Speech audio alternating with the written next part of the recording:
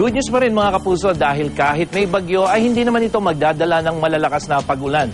Malayo po kasi sa bansa ang bagyong Nina at hindi ito inaasahang tatama sa kalupaan. Yun nga lang, bahagyang bumagal ang kilos nito kaya't magtatagal pa ito sa loob ng Philippine Area of Responsibility.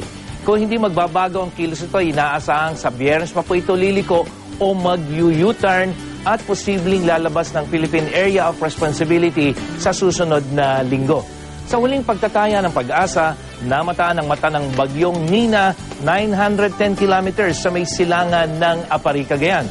Taglay nito ngayon ang lakas ng hangin na 120 kilometers per hour near the center at pagbugsong aabot ng 150 kilometers per hour. Inaasahan kikilos ito pakanluran, hilagang kanluran sa bilis na 7 kilometers per hour.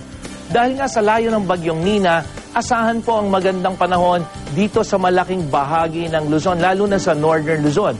Pero posible pa rin pong umulan pagsapit ng hapon o gabi, lalong-lalo na dito sa Central, Southern Luzon, kasama na ang Bicol Region.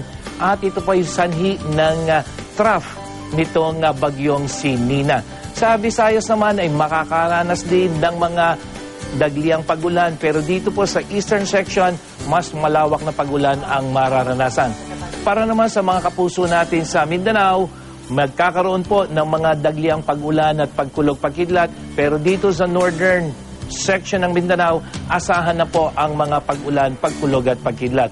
Pero kahit malayo po ang bagyong Nina, inaabisuhan pa rin natin yung ating mga kababayang mangingisda na huwag munang pumalaot dito sa eastern seaboards ng Luzon hanggang dyan sa Visayas, lalong-lalo na po dito sa may extreme northern Luzon hanggang dyan sa may western seaboard ng northern Luzon.